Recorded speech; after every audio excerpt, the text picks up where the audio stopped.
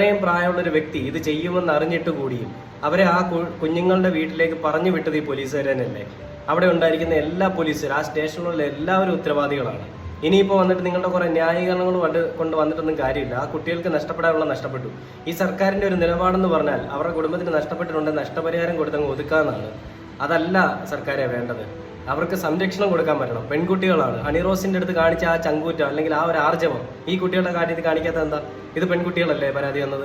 അപ്പൊ ഇതാണ് ഇരട്ടത്താപ്പ് എന്ന് പറയുന്നത്. ഇതാണ് ഒരു പക്ഷം അല്ലെങ്കിൽ കുറച്ച് ശ്രദ്ധ ആകർഷിക്കാൻ പറ്റുന്ന കാര്യങ്ങളിൽ സർക്കാർ കയറി അങ്ങ് ഇടപെടും. തങ്ങൾക്കൊന്നും കിട്ടാൻ പോകുന്നില്ല എന്നുള്ള കാര്യം വരുമ്പോൾ അങ്ങ് കൈയൊഴിയും. അതാണ് ഇവിടുത്തെ സർക്കാർ ചെയ്തുകൊണ്ടിരിക്കുന്നത്. ഇനി ഒരു ഭരണമില്ല എന്നുള്ളത് കൊണ്ടായിരിക്കണം ഈ പറയുന്ന തോന്നിവാസമൊക്കെ കാണിച്ചുകൊണ്ടിരിക്കുന്നത്. ഇതെല്ലാം സഹിക്കാൻ നമ്മളെയൊക്കെ ഇങ്ങനെ കിടക്കേണ്ടി വരും. ഇതൊക്കെ സഹിച്ച് നമ്മളൊക്കെ കിടക്കേണ്ടി വരും. എന്തോ ഒരു അവസ്ഥയാണ്. ഇതിപ്പോൾ ഒരു ഭരിക്കുന്ന പാർട്ടി ആയതുകൊണ്ട് കുറ്റം പറയുന്നതല്ല. ഇതിപ്പോൾ ആരാണെങ്കിലും ഞാൻ ഇതിനെ എതിർത്ത് തന്നെ സംസാരിക്കും. ചെയ്ത് തെറ്റാണെങ്കിൽ തെറ്റാണെന്ന് തന്നെ പറയും. എന്തൊരു